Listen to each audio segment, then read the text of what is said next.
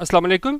मेरा नाम है दानिश मकसूद और आप देख रहे हैं मेरा YouTube channel Dawn News editorial. अच्छा, आज हम डॉन एडिटोरियल की जगह एक ओपिनियन करेंगे। बहुत ही अहम ओपिनियन है ट्रेड विद इंडिया, और इसके जो राइटर हैं वो हैं फ़हद हुमायूं। ठीक है। अच्छा, अब बेसिकली जो है इसमें जो सवाल पूछा जा रहा है वो ये है कि क्या हमें ट्रेड करने चाहिए, तजारत करनी चाहिए इंडिया के साथ, ख़ासतौर पे हमारे जो काफ़ी सबसे बड़ा इशू जो हमारे कश्मीर का है। तो उसके बाद इसमें इन्होंने देखने की कोशिश की है कि किस नहज पे जाके हमें और किस पॉइंट पे जाके हमें ना इंडिया के साथ तजारती ताल्लुकात बढ़ाने चाहिए, और ताकि जो है वो जो कश्मीर कॉज है वो क्या है कॉम्प्रोमाइज़ ना हो। उसमें हम वजूहात देखते हैं कि क्या पाकिस्तान को फ़ायदा हुआ है कि नहीं, क्योंकि ताल्लुकात ख़ासतौर पे जब इन्होंने इसका IHK का जो स्पेशल स्टेटस है, ठीक है, उसको जो इन्होंने यूनिलैटरली रिवोक किया था, तो उसके बाद से मज़ीद है ना वो ताल्लुकात में सरदमहरी आई थी ख़ासतौर पर तजारत को लेके। तो उसके बाद ये कह रहे हैं कि जी क्या अब हम इसको जो है ट्रेड इसको आगे लेके जा सकते हैं कि नहीं, और क्या मुश्किलात दरपेश हैं सारे इस सिलसिले में। तो इसको डिटेल से डिस्कस किया गया है, इसको हम देख लेते हैं। ठीक है। अच्छा, इसको हम देख लेते हैं। अच्छा, अब ये आगे कह रहा है कि जी अच्छा, इसकी ना मैंने 1 जुलाई से लेकर 15 जुलाई तक ना आपके PDF फाइल कंपाइल की थी एडिटोरियल और ओपिनियन की। तो वो मैं लिंक दे दूँगा डिस्क्रिप्शन में भी और यूट्यूब के कमेंट में भी, तो वहाँ से आप डाउनलोड कर लीजिएगा। गूगल ड्राइव का लिंक मैं आपको दे दूँगा। और दूसरी चीज़ आप ये भी कमेंट कर दीजिएगा, वैसे पहले मैं आपसे मंथली फ़ाइल शेयर कर रहा था, तो आज 15 दिन की बनाई है, वो तकरीबन 300 पेजेस की बनी है, क्योंकि 600-700 पेजेस लोग जो है ना ज़्यादा पढ़ते नहीं थे। तो मैंने कहा चलें 15-15 दिन करके ना 2 शेयर कर लेंगे लिंक। तो वो बता दीजिएगा 15 दिन के ठीक है या महीने महीने वाला पहले जैसे होता था वैसे। ठीक है। अच्छा, अब इसको हम देख लेते हैं। कह रहे हैं जी the debate about whether or not Pakistan should trade with India has resurfaced in recent weeks, prompted in part by the poor health of the economy as well as recent suggestions that Pakistan hasn't quite been able to fully achieve its objectives vis-a-vis the Kashmir dispute by downgrading relations with India. ठीक है। अब ये सारा हमारा पूरा एक sentence इन्होंने इसमें बनाया है, इसको हम देख लेते हैं क्या कह रहे हैं। डिबेट बहस है किस बात पे, ओवर वेदर और नॉट, कि हाँ या ना, क्या Pakistan should trade with India, कि पाकिस्तान को तजारत करनी चाहिए इंडिया के साथ, हैज़ सरफेस रीसरफेस होता है कोई चीज़ दोबारा सामने आना, दोबारा उभर के सामने आई है कब, इन रिसेंट वीक्स, हालिया हफ्तों में। और ये किस वजह से ये बात सामने आई है कि पाकिस्तान को इंडिया से ट्रेड करना चाहिए कि नहीं, prompted in part by the poor health of the economy. उन्हें क्या उसमें की वजह यह है, एक तो ये वजह है कि जी वो हमारी पुअर हेल्थ है इकॉनमी की, कि हमें ज़रूरत है ऐसे ममालिक की जिनके साथ जो है ना वो हम सस्ती अशिया ख़रीद सकें। एक तो ये पुअर इकॉनमी की वजह से जो है ना ये सवाल दोबारा उठा है कि पाकिस्तान को इंडिया से ट्रेड करना चाहिए कि नहीं, as well as recent suggestions, और साथ ही दूसरी सजेशंस थी that Pakistan has isn't quite been able to fully achieve its objectives, के पाकिस्तान जो है ना वो अपने मकासद मुकम्मल तौर पे हासिल नहीं कर सका है vis-a-vis the Kashmir dispute, कि उन्हें का ये कश्मीर डिस्प्यूट को लेकर हमने डाउनग्रेड कर दिए थे अपने रिलेशंस ताल्लुकात इंडिया के साथ। ठीक है। तो उनका ताल्लुकात तो हमने और ज़्यादा है वो ख़राब कर लिए थे इस कश्मीर इशू को लेकर। हमने कहा कि भाई जब तक ये मसला सॉल्व नहीं होते तो हमने क्या है इनके साथ ट्रेड नहीं करना, लेकिन उन्होंने कहा इसका जो है ना has quite been able to fully achieve its objectives, के ये अपने मकासद जो हासिल नहीं कर सका है। तो इस वजह से है ना ये बातचीत दोबारा उठ खड़ी हुई है कि जिस मकसद के लिए हमने तजारत रोकी थी तो वो तो पूरा हो नहीं रहा। तो ये 2 वजूहात की वजह से, एक तो हमारी इकॉनमी की जो हालत है वो ठीक नहीं है, ठीक है, poor health of the economy, और दूसरा ये ताल्लुकात जो हमने सरदमहरी लेके भी आए थे तो उसका कोई खातिर ख्वाह फ़ायदा नहीं हुआ है। तो इस वजह से ये चीज़ पिछले हालिया हफ्तों में दोबारा उभर के सामने आई है कि क्या हमें पाकिस्तान को इंडिया के साथ ताल्लुकात कायम करने चाहिए तजारती के नहीं। There is no disputing the economic justification for greater engagement with the neighborhood or the logic of geo-economic connectivity, which successive Pakistani governments have advocated for and which has recently found a central place in the country's national security policy document. एक बार फिर देखें पूरा paragraph का एक sentence है, उसमें कह रहे हैं कि जी इसमें कोई डिस्प्यूट की बात नहीं है, कोई इसमें आप कह लें जी तनाज़े की बात नहीं है कि इकोनॉमिक जस्टिफिकेशन है for greater engagement with neighbourhood, के जी मतलब ये बनती है जस्टिफिकेशन की अगर हम कहेंगे नहीं जी हम माशी तौर पे वो करने के लिए ना अपना फ़ायदा करने के लिए है ना हमने क्या है एंगेजमेंट की है, इससे रस्म बढ़ाया है किसके साथ, अपने नेबरहुड यानी कि इंडिया के साथ। और the logic of Jio economic connectivity, या अगर हम बात करें जियो इकनॉमिक कनेक्टिविटी की, जियो इकनॉमिक कनेक्टिविटी क्या होता है कि आप सारी दुनिया से जो है ना वो ताल्लुकात बनाते हो, इसकी इकोनॉमिक उसकी मीशत की बेस पे जो आप देखते हो कि जी कंपैरेटिव एडवांटेज की कहाँ है, अगर आपको फ़ायदा मिल सकता है तो क्या है आप दूसरे ममालिक से मीशत की बुनियाद पे है ना वो क्या है तजारत करते हो। और उन्होंने कहा which successive Pakistani governments have advocated for, जो लगातार जो पाकिस्तानी गवर्नमेंट्स थी उन्होंने इस चीज़ को एडवोकेट किया, इस आइडिया को लेके आगे चले कि एक तो ये जियो इकोनॉमिक्स की वजह से, और दूसरी चीज़ ये है ना इसमें मतलब जो हमारी माशी हालत है उसको लेके वो ये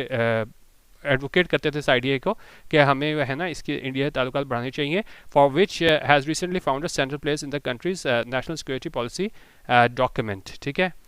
और यहाँ पे उन्होंने कहा ये जियो इकोनॉमिक कनेक्टिविटी जो है ना ये चीज़ भी है ना, इसको वहाँ पे जो हमारा नेशनल सिक्योरिटी पॉलिसी डॉक्यूमेंट था इसमें बड़े वाज़े तौर पे जो है ना इन्होंने क्या हुआ है कि जी इसको हमें आगे लेके चलना होगा जियो इकोनॉमिक कनेक्टिविटी को। ठीक है। लेकिन अब हमें देखना ये है कि जी ओवरऑल तो ये बात ठीक है, दूसरे ममालिक के साथ जो है ना वो मीशत की बुनियाद पर आप ताल्लुकात कायम कर सकते हो, लेकिन क्या इंडिया के साथ करना चाहिए कि नहीं, बेसिक सवाल इसमें ये पूछा गया है। इसको हम मज़ीद देखते हैं। अच्छा, लेकिन but while those in favor of re-establishing Indo-Pakistan trading say that doing so could usher in economic benefits and foster peace constituencies, they ignore the logic for disengaging with India.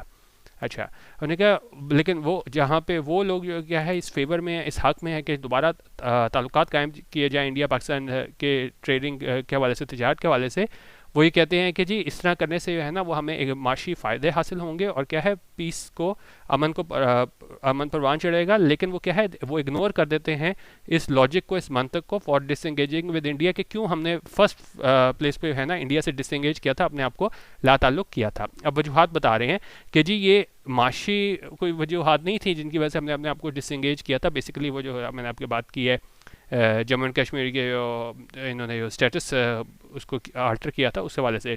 तो इसको हम मज़ीद देखते हैं कि the logic for disengagement was never grounded in economics. उन्होंने कहा ये लॉजिक थी कि जो हमने डिसंगेजमेंट की थी इंडिया के साथ वो कभी भी उसकी वजह क्या नहीं थी, इकोनॉमिक्स नहीं थी, मईशत नहीं थी। It was predicated on India's unilateral revocation of Article 370 in 2019, which altered the status of India occupied Jammu and Kashmir।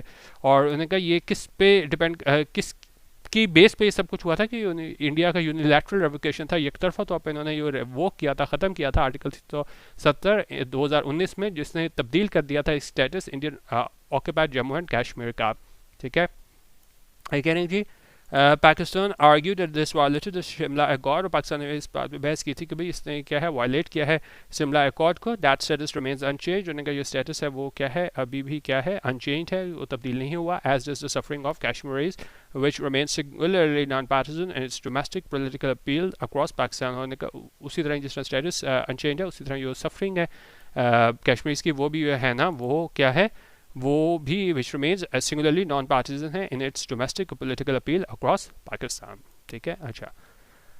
अब यहाँ पे एक और बड़ी अहम बात कर रहे हैं कि भाई सिर्फ पाकिस्तान नहीं दूसरे भी ममालिक हैं जहाँ उनके आपस के ताल्लुकात ठीक नहीं होते लेकिन तजारती ताल्लुकात वो कायम करते हैं। अब इसमें जो सबसे बड़ी एग्जांपल दे रहे हैं वो चाइना और इंडिया की दे रहे हैं कि आपको पता है कि जी चाइना और इंडिया की काफ़ी ज़्यादा आपस में इशू है, लेकिन अगर आप उनका क्वांटम देखेंगे जितनी क्वांटम पे जाके लोग आपस में तजारती ताल्लुकात करते हैं तो उसी वाले से यहाँ पे बात करेंगे जी।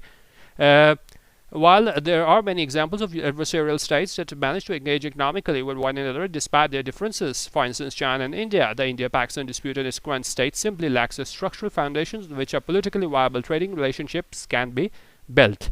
ठीक है। उन्हें कई काफ़ी एग्जांपल्स मौजूद हैं यहाँ एडवर्सेरियल स्टेट्स हैं, मतलब एक दूसरे के मुखालिफ थी स्टेट्स, वो उन्होंने मैनेज किया एंगेज करना माशी तौर पे एक दूसरे के साथ, बावजूद इसके क्या है उनके आपस में इख्तलाफात थे, डिफरेंसेस थे। एग्जांपल के तौर पे यहाँ पे बता रहे हैं चाइना एंड इंडिया, और कह रहे हैं जी तो इंडिया पाकिस्तान डिस्प्यूट जो था in its current state simply lakhs structural foundations. लेकिन देखा अगर हम पाकिस्तान इंडिया के अभी मौजूदा हालत की स्टेट की बात करें तो वो लैक करता है, कमी है स्ट्रक्चरल फाउंडेशन की जिसपे जो है पॉलिटिकली वायबल ट्रेडिंग रिलेशनशिप जो है ना उसको कायम किया जा सके। ठीक है।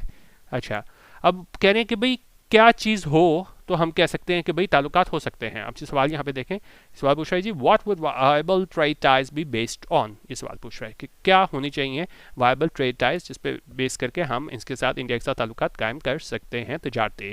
What would such a foundation look like. उन्हें कहा इस तरह की फाउंडेशन किस तरह की दिखेगी। To start with it would need on either side of the border a political rational that is potent enough to attract and sustain democratic and institutional buy-in। ठीक है। तो उन्होंने कहा इसके लिए सबसे पहली चीज़ जो है दोनों साइड ऑफ द बॉर्डर यानी कि पाकिस्तान भी और इंडिया भी एक पॉलिटिकल रैशनल होना चाहिए, और क्या है एक आपके लिए सॉलिड फाउंडेशन होनी चाहिए जो क्या है पोटेंट इनफ हो ताकि वो अट्रैक्ट करे, सस्टेन कर सके, बरकरार रख सके एक डेमोक्रेटिक और इंस्टीट्यूशनल बाय-इन को, कि जी जो दूसरे इंस्टीट्यूशन है वो भी इसको बाय इन कर सकें, वो इसको एक्सेप्ट कर सकें कि ये वाकई ये ऐसी वजह है जिसकी बुनियाद पे है ना इंडिया के साथ ताल्लुकात कायम किए जा सकते हैं। अच्छा, अब ये बता रहे हैं कि जी we have already seen the consequences of attempts to establish trade in the absence of such a rationale. उन्होंने कहा इस तरह का जो बेसिक फाउंडेशन नहीं है, रैशनल नहीं है, उसकी वजह से हमने क्या है इसके नताइज देखे हैं, कॉन्सिक्वेंसेज देखे हैं, वही कोशिशें थी इस्टेब्लिश करने की, बरकरार करने की ट्रेड किस में, in the absence of such rational, कि इस तरह के रैशनल के बगैर जो इस तरह के ताल्लुकात कम करने की कोशिश की है उसके हमने नतीजे भी देखे हैं. अब वो एग्जाम्पल बता रहे हैं. 2 months ago, 2 महीने पहले, the federal cabinet's approval of new trade minister in Pakistan's diplomatic mission in New Delhi was met with uproar. Even the cabinet subsequently clarified that the post had existed for over 2 decades. उनका 2 महीने पहले federal cabinet ने approval दी new trade minister की Pakistan diplomatic mission कहाँ पे, new Delhi में. वो उसके बाद उन्होंने कहा हमें बहुत ज़्यादा अप्रोर देखने को मिला, गुस्सा देखने को मिला. उन्होंने कहा बावजूद इसके कैबिनेट जो है ना उसने बाद में क्लेरिफाई कर दिया, इस पोजीशन को वाजे कर दिया कि वो पोस्ट एग्जिस्ट करती थी कि 20 सालों से पहले. ठीक है, लेकिन उन्होंने कहा सिर्फ इन्होंने ये जो इसकी तैनाती की थी, अप्रूवल दिया था न्यू ट्रेड मिनिस्टर का Pakistani diplomatic mission in new Delhi, तो उस पर जो है ना बहुत ज़्यादा गुस्सा लोगों की तरफ से देखने को मिला था. लेकिन बाद में इनको पोजीशन क्लियर करनी पड़ी थी, भाई ये चीज़ तो 20 साल से एग्जिस्ट करती है. और एक और एग्जांपल ये बता रहे हैं. Last year, the ECC saw its decision to import sugar, cotton, and cotton yarn from India vetoed by cabinet in less than 24 hours, even though the price of these commodities was cheaper in India. और उन्होंने कहा जो ECC थी उसने देखा कि उसका ये डिसीजन था कि जो इंपोर्ट किया जाए, लेकर आया जाए शुगर, कॉटन और कॉटन यार्न को इंडिया से, उसको वीटो कर दिया गया. यानी कि उस पर आप कह लेंगे जी मतलब एक तरीके से उन्होंने वीटो कर दिया, नफ़ी कर दी गई कि भाई ऐसा नहीं करना कैबिनेट की जानिब से 24 घंटे के अंदर अंदर. और उसमें कहा यहाँ तक कि जो प्राइस थी, कीमत थी इन कॉमोडिटीज़ की, शुगर, कॉटन और कॉटन यार्न की, वो क्या थी, चीपर थी, सस्ती थी इंडिया में. तो ये हमें बता रहे हैं कि जब तक एक पॉलिटिकल रैशनल नहीं होगा तो उसके बुनियाद पे बगैर जो है ना वो आपस में ताल्लुकात कायम नहीं कर सकते. इस तरह 2 एग्जांपल्स ने दिए हैं. उसके बाद नवाज शरीफ के दौर की बात कर रहे हैं. During Nawaz Sharif third government 2013-17 it was ostensibly the military that had reservations about trade moving too rapidly on the trade front without sufficient movement on other political issues with India. और अगर नवाज शरीफ की थर्ड गवर्नमेंट थी 2013 से 17 तक, उसमें ज़ाहिर तौर पर मिलिट्री थी ना, उसको रिजर्वेशन थी, तहफ़्फ़ुज़ात थे कि भाई किस तरीके से शरीफ है ना बड़ी तेज़ी से है ना वो ट्रेड बढ़ाने की तरफ जा रहा है without sufficient movement on other political issues with India. ये दूसरे पॉलिटिकल इश्यूज थे खासतौर पे कश्मीर को लेके, उसको हल के बगैर जो है ना वो किस तरफ जा रहा है, ट्रेड की जाने जा रहा है. तो उन्होंने कहा जो एस्टैब्लिशमेंट थी उसको काफ़ी ज़्यादा तहफ़्फ़ुज़ात थे 2013-17 को लेके. अच्छा, आप ये बता रहे हैं कि जी क्यों इसने सारी बातें बयान की हैं, कि 3 इसने वाक़यात गिनाए हैं कि एक ये इसको जो एक पोस्ट थी वो वाली चीज़, और फिर उसके बाद जो सेकंड नंबर पे उन्होंने ECC का डिसीजन था ये 24 घंटे में कैबिनेट ने वीटो कर दिया. और फिर नवाज शरीफ जो है ना ज़्यादा झुकाव ट्रेड की तरफ से था 2013 से 17 में. तो कह रहे हैं कि जी the purpose of recounting this timeline is to illustrate that attempts to revive trade with India will always be politically contentious to the point of being radioactive if these are not indemnified by stronger political rational for re-engaging India that enjoys multi party and multi stakeholder consensus. उनका जो purpose था, जो मकसद था कि यह क्यों इन्होंने टाइमलाइन सारी बताया कि क्या किस किस तरह कोशिशें की गई और उसमें मतलब नाकामी हुई ताल्लुकात कायम करने में इंडिया से, वो ये बताने के लिए की गया, इलस्ट्रेट करने के लिए की गया. ये कोशिशें थी कि बहाल किया जाए, रिवाइव किया जाए ट्रेड इंडिया के साथ. वो क्या है, विल ऑलवेज भी पॉलिटिकली कंटेंशियस, वो सियासी तौर पर हमेशा कंटेंशियस रहेगा, वजह तनाज़ा रहेगा to the point of being radio active if these are not identified by strong political rational. और वही बात जो पीछे इन्होंने की थी कि जब तक उसके पीछे एक पॉलिटिकल रैशनल नहीं होगा तो इसी तरह ही हमें जो है ना वो नाकामी देखने को मिलेगी. और किस हवाले से, फॉर री इंगेजिंग इंडिया, कि इंडिया को री इंगेज करने में जो एंजॉय करता है मल्टी पार्टी और मल्टी स्टेक होल्डर कंसेंसस. ठीक है. अच्छा, अब कह रहे हैं कि जी अब क्या हो सकता है रैशनल जिसकी बुनियाद पे हम इंडिया से ताल्लुकात कायम कर सकते हैं. फॉर नाउ, अभी के लिए the only path to locating such a rational lies in either a evidence that political and human rights situation and Jammu and Kashmir, which was the basis of downgrading ties in the first place, is saying demonstrable improvement. अच्छा, अब कह रहे हैं कि अभी के लिए सिर्फ 2 रैशनल इन्होंने बताए हैं कि जिसकी बुनियाद पे हम इनसे तजारत कायम कर सकते हैं. एक तो ये है कि एविडेंस हो, सबूत हो कि जो पॉलिटिकल और ह्यूमन राइट सिचुएशन है जम्मू एंड कश्मीर में, जो वजह बनी थी ताल्लुकात में सरमरी आने की, कम होने की, ताल्लुकात हमारे मतलब अच्छे जिस वजह से नहीं रहे थे. ठीक है, तो एक तो हमें या तो ये एविडेंस मिल जाए कि पॉलिटिकल ह्यूमन राइट्स सिचुएशन जो है ना JNK में वो बेहतर हो गई है.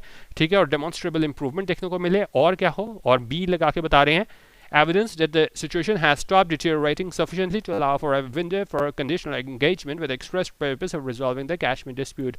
और या इस चीज़ का हमारे पास एविडेंस हो कि सिचुएशन जो है ना वो डिटेरियोरेट होना यानी ख़राब होना क्या है, स्टॉप हो गई है, ख़त्म हो गई है. ठीक है, यानी ताल्लुकात यानी बेहतरी आ रही है sufficiently to allow for a window for conditional engagement, ताकि हमें क्या है एक मौका मिले एंगेजमेंट करने का with the express purpose of resolving the Kashmir dispute, और उसका जो एक्सप्रेस पर्पस हो कि किस तरह कश्मीर डिस्प्यूट को रिजॉल्व करना है। तो उन्होंने कहा ये दो रैशनल हैं जिनकी बुनियाद पे है ना वो अभी ताल्लुकात कायम किए जा सकते हैं। लेकिन आगे क्या कह रहे हैं, unfortunately, any engagement with India sans either of these logics, no matter how compelling the underlying economic justification, will fail to gain acceptance amongst politicians and the streets. अच्छा, यहाँ पे वर्ड यूज हुआ है sans, इसका क्या मतलब होता है विदाउट। तो उन्होंने कहा बदकिस्मती से कोई भी इंगेजमेंट अगर हम इंडिया के साथ अगर करें sans either of these logics के without either of these logics, इस तरह दो पॉइंट्स आपने आपको बताए हैं कि उसके बगैर अगर इन दो पॉइंट्स के बगैर अगर जो है ना अगर इसके साथ ताल्लुकात कायम करने की कोशिश करते हैं तजारती, तो फिर क्या होगा कि उन्होंने कहा जितने भी वो कंपेलिंग हो अंडरलाइंग इकोनॉमिक जस्टिफिकेशन आप जितना मर्जी कहोगे जी हमें माशी तौर पर इसका बहुत ज़्यादा फायदा होगा, will fail to gain acceptance, लोग उस चीज़ को एक्सेप्ट नहीं करेंगे। कब? Amongst politicians and street. ठीक है, तो पॉलिटिशियंस भी और स्ट्रीट पर लोग भी यानी स्ट्रीट पावर लोग भी है ना, आवाम भी है ना, इस चीज़ को एक्सेप्ट नहीं करेगी जब तक ये हमने ऊपर दो पॉइंट्स जो डिस्कस किए हैं ए और बी, ये वाला ये ए और ये बी। ठीक है, इन्होंने कहा ये दो पॉइंट्स होने चाहिए, इनमें से कोई एक हो उसकी बुनियाद पे है ना वो ताल्लुकात कायम कर सकते हैं। इसके बगैर उन्होंने कहा कोई भी पॉलिटिशियंस और जो लोग हैं स्ट्रीट पे उस चीज़ को एक्सेप्ट नहीं करेंगे। ठीक है, अच्छा।